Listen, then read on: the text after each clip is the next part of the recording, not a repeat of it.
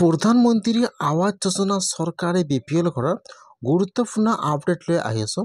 সেইটো আপডেট হ'ল আপোনালোকৰ যদি চৰকাৰী ঘৰৰ জিঅ'টেক হৈ গৈছে তেনেহ'লে কিন্তু এটা চৰকাৰী ঘৰৰ নতুন জিঅ'টেক লিষ্ট আহি গৈছে 25-26-ৰ। যদি আপোনালোকৰ নামটো ভেৰিফাই হৈছে তাৰ পিছতে কিন্তু আপোনালোকৰ লিষ্টত নামটো আহিব।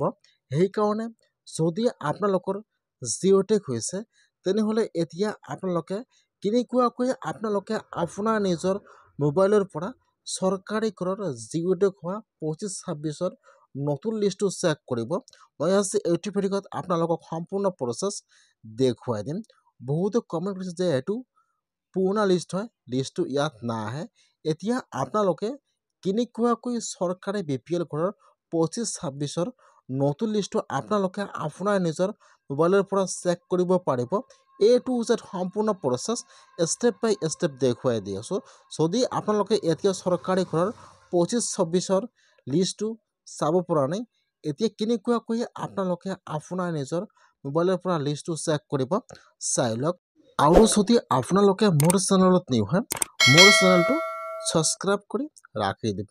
যিহেতু বহুতে কমেণ্ট কৰিছে যে 25-26-ৰ লিষ্টটো অনলাইনত নাহে, কেনেকুৱাকৈ আপোনালোকে লিষ্টটো চেক কৰিব পাৰিব চাই লওক। এতিয়া আপোনালোকে ফাৰ্ষ্ট এইটো অপশ্যনত আহিব লাগিব pmayc.nic.in। মই কিন্তু আপোনাৰ সুবিধাৰ কাৰণে অপশ্যনৰ লিংকটো মোৰ ডিছক্ৰিপশ্যনত দি দিছোঁ। আপোনালোকে ডাইৰেক্ট ক্লিক কৰি ফাৰ্ষ্ট এইটো অপশ্যনত আহি যাব। অহাৰ পিছত আপোনালোকে ফাৰ্ষ্ট ইয়াত আপোনাৰ ব্ৰাউজাৰটো ডেস্কটপ চাইট কৰি ল'ব। এতিয়া আপোনাৰ ওচৰত এইটো হোম পেজ অ'পেন হৈ যাব এনেকুৱাকৈ। ফাৰ্ষ্ট চাব দিয়া থাকিব এবাউট এছ, 2 নম্বৰত চাব দিয়া থাকিব আৱাস শ্বপ।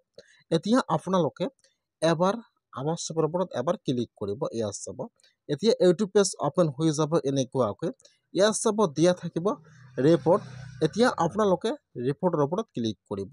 ফাৰ্ষ্ট আৱাস শ্বপ, তাৰপিছত ৰিপৰ্টৰ ওপৰত ক্লিক কৰিব। এতিয়া কিন্তু আপোনাৰ ওচৰত আৰু এটা নতুন পেজ ইয়াত অ'পেন হৈ যাব এনেকুৱাকৈ। ইয়াত চাব ইয়াত কিন্তু বহুতো ছাৰ্ভিচৰ নাম দিয়া থাকিব এনেকুৱাকৈ। এতিয়া আপোনালোকে ইয়াত চাব ইয়াত কিন্তু ABCDৰ অপশ্যন দিয়া থাকিব। ইয়াত চাব ইয়াত যিটো H নম্বৰ অপশ্যন দিয়া আছে ছ'চিয়েল অডিট ৰিপৰ্ট, ইয়াত যিটো Hৰ 1 নম্বৰ অপশ্যন দিয়া থাকিব বেনিফিচিয়াৰী ডিটেইলছ ফৰ ভেৰিফিকেশ্যন। এতিয়া আপোনালোকে Hৰ 1 নম্বৰ অপশ্যনৰ ওপৰত ক্লিক কৰিব লাগিব। এতিয়া আপোনালোকে Hৰ 1 নম্বৰ অপশ্যনৰ ওপৰত ক্লিক কৰিব। এতিয়া আপোনাৰ ওচৰত আৰু এটা নতুন পেজ ইয়াত অ'পেন হৈ যাব এনেকুৱাকৈ। ফাৰ্ষ্ট চাব দিয়া থাকিব অল ষ্টেট। এতিয়া আপোনালোকে সেইটো অপশ্যনৰ ওপৰত ক্লিক কৰিব। ইয়াত আহি যাব ষ্টেট নাম।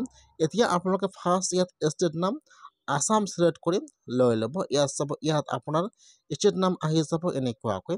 আপোনালোকে ফাৰ্ষ্ট ষ্টেট নাম আছাম চিলেক্ট কৰি লৈ ল'ব। তাৰপিছত চিলেক্টত ক্লিক কৰিব। ইয়াত আহি যাব আপোনাৰ ডিষ্ট্ৰিক্টৰ নাম। এতিয়া আপোনালোকে ইয়াত চালে ইয়াত যিটো আপোনাৰ ডিষ্ট্ৰিক্টৰ নাম চিলেক্ট কৰি লৈ ল'ব। তাৰপিছত চিলেক্টত ক্লিক কৰিব। ইয়াত আহি যাব আপোনালোকৰ ব্লকৰ নাম। এতিয়া আপোনালোকে ইয়াত চালে ইয়াত আপোনাৰ ব্লকৰ নামটো চিলেক্ট কৰি লৈ ল'ব। তাৰপিছত চিলেক্টত ক্লিক কৰিব। ইয়াত আহি যাব আপোনালোকৰ পঞ্চায়তৰ নাম। এতিয়া আপোনালোকে ইয়াত চালে ইয়াত যিটো আপোনাৰ পঞ্চায়তৰ নাম চিলেক্ট কৰি লৈ ল'ব। তাৰপিছত চিলেক্টত ক্লিক কৰিব। আপোনাৰ ওচৰত আহি যাব চন। এতিয়া আপোনালোকে একেবাৰে তলত আহি যাব। একেবাৰে তলত চাব দিয়া থাকিব 25-26। আপোনালোকে ইয়াৰ পৰা 25-26 চনটো চিলেক্ট কৰি লৈ ল'ব। ইয়াত চাব একেবাৰে তলত ইয়াত থাকিব 25। আপোনালোকে ইয়াৰ পৰা চনটো 25-26 চিলেক্ট কৰি লৈ ল'ব। তাৰপিছত চিলেক্টত ক্লিক কৰিব। ইয়াত 1 নম্বৰত অপশ্যন আহি যাব প্ৰধানমন্ত্ৰী আৱাস যোজনা গ্ৰামীণ। আপোনালোকে ইয়াৰ পৰা সেইটো অপশ্যন চিলেক্ট কৰি লৈ ল'ব। ইয়াত আপোনাৰ ফুল এড্ৰেছটো চিলেক্ট কৰি লৈ ল'ব। First state, district, block, panchayat আৰু চনটো চিলেক্ট কৰি লৈ ল'ব। এতিয়া আপোনাৰ ওচৰত আহি যাব কেপচা। এতিয়া আপোনাৰ তাত যিটো কেপচা আহিছে মাইনাছ+ কৰি যি কেপচা হয়, এতিয়া আপোনালোকে ইয়াত কেপচাটো বহাই দিব লাগিব। এতিয়া আপোনালোকে ইয়াত সেইটো ঘৰত কেপচাটো বহাই দিব। কেপচাটো বহাই দি আপোনালোকে এতিয়া চাৰিমুঠৰ ওপৰত ক্লিক কৰিব। যেতিয়া আপোনালোকে কেপচাটো বহাই দি চাৰিমুঠৰ ওপৰত ক্লিক কৰিব, এতিয়া কিন্তু আপোনাৰ ওচৰত আপোনাৰ পঞ্চায়তৰ 25-26-ৰ নতুন লিষ্টটো ইয়াত আহি যাব এনেকুৱাকৈ।